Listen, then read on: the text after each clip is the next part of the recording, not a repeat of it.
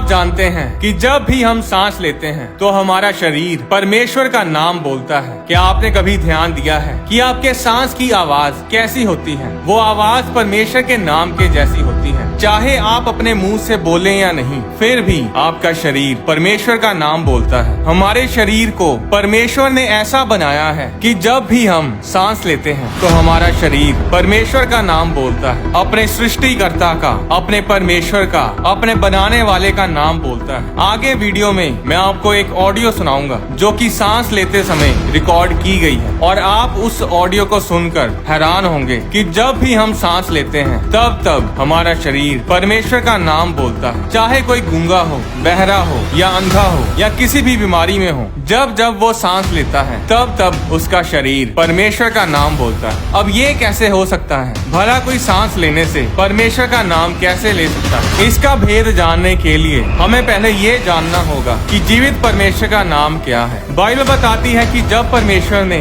जलती झाड़ी में से मूसा को दर्शन दिया और मूसा को चुना कि वो इजरायली लोगों को फिरौन की गुलामी से छुड़ा ले आए, तो निर्गमन अध्याय 3 उसकी 13 आयत में मूसा ने परमेश्वर से कहा, जब मैं इजरायलियों के पास जाकर उनसे ये कहूँ कि तुम्हारे पितरों के परमेश्वर ने मुझे तुम्हारे पास भेजा है, तब यदि वे मुझसे पूछें कि उसका नाम क्या है, तब मैं उनको क्या बताऊं? 14 आयत में इस दुनिया के जीवित परमेश्वर ने मूसा से कहा, मैं जो हूँ सो हूँ, I am that I am। फिर उसने कहा, यानी परमेश्वर ने कहा, तू इजरायलियों से ये कहना कि जिसका नाम मैं हूँ है, उसी ने मुझे तुम्हारे पास भेजा है। 15 आयत में लिखा, फिर परमेश्वर ने मूसा से ये भी कहा कि तू इजरायलियों से ये कहना कि तुम्हारे पितरों का परमेश्वर अर्थात अब्राहम का परमेश्वर, इजहाक का परमेश्वर और याकूब का परमेश्वर यहोवा, उसी ने मुझको तुम्हारे पास भेजा है। देख, सदा तक मेरा नाम यही रहेगा और पीढ़ी पीढ़ी में मेरा स्मरण इसी से हुआ करेगा। यहोवा शब्द इब्रानी भाषा के याहवे शब्द से लिया गया है। याहवे वो नाम है जो परमेश्वर ने खुद मूसा को बताया था। याहवे नाम के बहुत गहरे मतलब है। ये हम एक अलग वीडियो में शेयर करेंगे। जो रिकॉर्डिंग आप सुनने जा रहे हैं उसे बड़े ध्यान से सुनिएगा। जब हम सांस अंदर लेते हैं तो आवाज आती है या, और जब हम सांस बाहर छोड़ते हैं तो आवाज आती है वे। जो रिकॉर्डिंग आप सुनने जा रहे हैं ये एक इंसान के सांस लेने की ऑडियो है। अपने सारे काम छोड़कर अपना पूरा ध्यान इस ऑडियो पर लगाइएगा। अगर आपके पास ईयरफोन्स हैं तो ईयरफोन्स लगाकर सुने।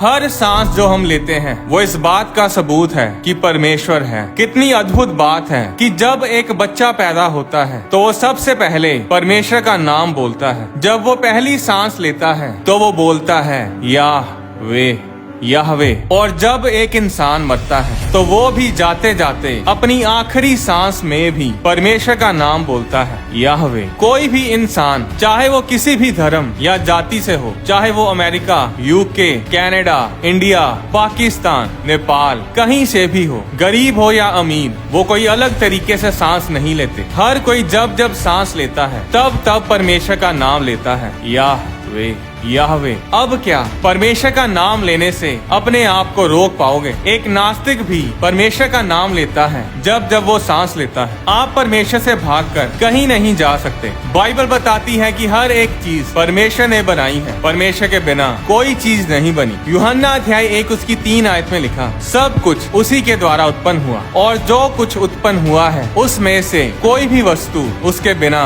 उत्पन्न नहीं हुई। अय्यूब अध्याय 12 उसकी 7 से 10 आयत में लिखा, पशुओं से तो पूछ और वे तुझे दिखाएंगे, और आकाश के पक्षियों से और वे तुझे बता देंगे। पृथ्वी पर ध्यान दे, तब उससे तुझे शिक्षा मिलेगी, और समुद्र की मछलियां भी तुझसे वर्णन करेंगी। कौन इन बातों को नहीं जानता कि यहोवा ही ने अपने हाथ से इस संसार को बनाया है। उसके हाथ में एक एक जीवधारी की सांस और एक एक देहधारी मनुष्य की आत्मा भी रहती है। भजन संहिता अध्याय 19 उसकी 1 आयत में लिखा, आकाश परमेश्वर की महिमा करता है और आकाश मंडल उसकी हस्तकला को प्रकट करता है। उत्पत्ति अध्याय 2 उसकी 7 आयत में लिखा, और यहोवा परमेश्वर ने आदम को भूमि की मिट्टी से रचा और उसके नथनों में जीवन का श्वास फूंक दिया और आदम जीवित प्राणी बन गया। परमेश्वर ने उस मिट्टी के पुतले में अपनी सांस को फूंका और वो मिट्टी का पुतला जिंदा हो गया। और उस आदम और उसकी पत्नी हवा से ये सारी दुनिया बनी है। हम सब, ये सारी दुनिया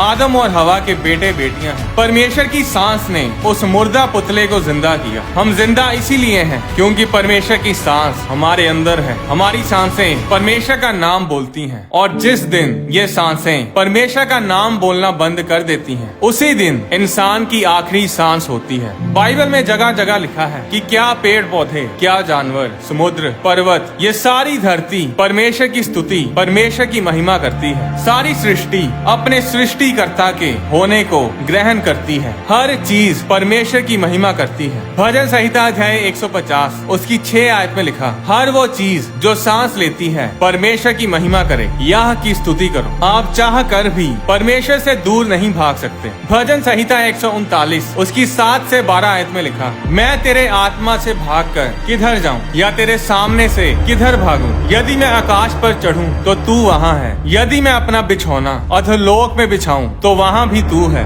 यदि मैं भोर की किरणों पर चढ़कर समुद्र के पार जा बसूं तो वहाँ भी तू अपने हाथ से मेरी अगुवाई करेगा और अपने दाहिने हाथ से मुझे पकड़े रहेगा। यदि मैं कहूँ कि अंधकार में तो मैं छिप जाऊंगा और मेरे चारों ओर का उजाला रात का अंधेरा हो जाएगा, तो भी अंधकार तुझसे ना छिपाएगा। रात तो दिन के तुल्य प्रकाश देगी क्योंकि तेरे लिए अंधेरा और उजाला दोनों एक समान है। आप चाह कर भी परमेश्वर से दूर नहीं भाग सकते। इस दुनिया को बनाने वाला, हमें बनाने वाला परमेश्वर हमारे उतना ही नजदीक रहता है जितना कि सांस लेना। जब बच्चा माँ के पेट में होता है तो तकरीबन 19 दिन के बाद बच्चे की आंखें बननी शुरू हो जाती हैं। 22वें दिन बच्चे का दिल धड़कने लगता है। 8 हफ्तों तक बच्चे के सारे ऑर्गन्स डेवलप हो जाते हैं और बच्चा सुनना शुरू कर देता है। और इसीलिए एक गर्भवती, एक प्रेग्नेंट औरत के आसपास कोई भी गलत या नेगेटिव बात आपको कभी भी बोलनी नहीं चाहिए। कभी भी बच्चे के बारे में कुछ नेगेटिव ना बोलें क्योंकि बच्चा गर्भ में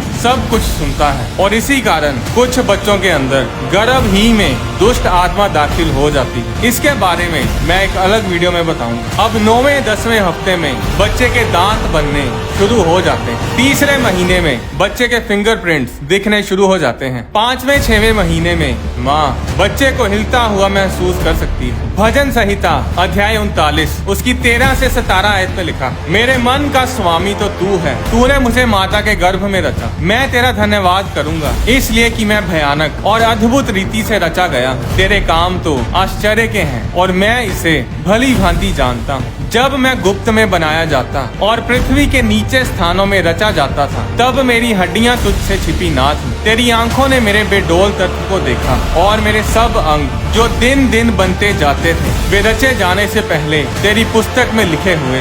मेरे लिए तो हे परमेश्वर तेरे विचार क्या ही बहुमूल्य हैं, उनकी संख्या का जोड़ कैसा बड़ा है। बाइबल बताती है कि परमेश्वर हमें गर्भ में रचता है और बाइबल ये भी बताती है कि दिन प्रतिदिन हमारे अंग बनते जाते हैं। बच्चे में आत्मा तभी प्रवेश करती है जब बच्चा गर्भ में कंसीव होता है और इसीलिए अबॉर्शन करना पाप है। अबॉर्शन एक मर्डर है। मायने नहीं करता कि आप किस धर्म, किस जाति से हैं। हर एक जन को परमेश्वर ने उसकी माता के गर्भ में उसे रचा है। ये शरीर परमेश्वर की महिमा के लिए हमें दिया गया है। मरने के बाद कोई दोबारा जन्म नहीं होगा। ये जीवन हमें एक ही बार मिलता है। मरने के बाद या तो इंसान स्वर्ग जाता है या फिर नरक। इसके अलावा कोई और जगह नहीं। आप कोई अच्छे काम करके इंसान नहीं बने। आप जितने मर्जी अच्छे बन जाएं, जितने मर्जी धर्मी बन जाएं, फिर भी आप परमेश्वर के सामने धर्मी नहीं बन सकते। बाइबल बताती है कोई भी धर्मी नहीं, सब ने पाप किया है। मनुष्य जितना मर्जी अच्छे काम कर ले, जितने मर्जी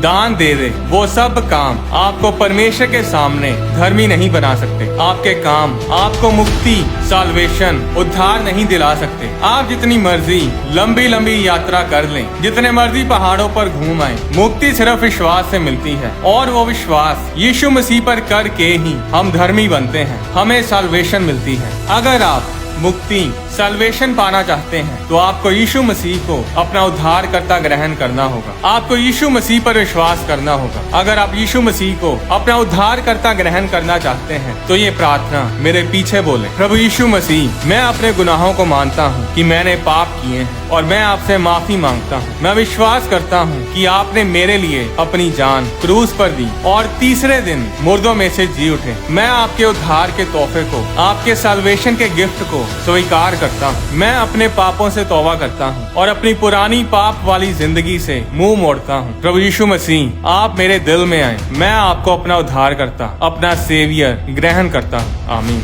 आने वाली वीडियोस में मैं आपको बताऊंगा कि यीशु मसीह इस धरती पर एक औरत के द्वारा जन्म लेकर क्यों आए। वो ऐसे ही प्रकट हो सकते थे, फिर उन्होंने एक इंसान की तरह जन्म क्यों लिया। यरीहो की दीवार के गिरने के पीछे क्या रहस्य था। स्वर्ग दूतों को हम काम पर कैसे लगा सकते हैं। क्या स्वर्ग दूतों को हम आज्ञा दे सकते हैं। क्या स्वर्ग दूत हमारी आज्ञा मानते हैं। प्रार्थना का रिजल्ट कैसे लेकर आए। क्या हम इस दुनिया के अंत के नजदीक पहुंच चुके हैं। परमेश्वर के वचन से जुड़े गहरे भेदों की वीडियोस को देखने के लिए होली स्पिरिट प्रोडक्शंस चैनल को सब्सक्राइब करें और साथ ही बने बेल आइकन पर क्लिक करके ऑल नोटिफिकेशंस को सिलेक्ट करें ताकि चैनल पर अपलोड की जाने वाली हर वीडियो आपके फोन में जरूर पहुंचे। अगर आप डोनेट करना चाहते हैं तो आप होली स्पिरिट प्रोडक्शंस के बैंक अकाउंट में या QR कोड के जरिए भी हमें अपनी डोनेशंस भेज सकते हैं। अगर ये वीडियोस आपके लिए आशीष का कारण है तो इस चैनल को सपोर्ट जरूर करें। परमेश्वर आपको आशीष दे।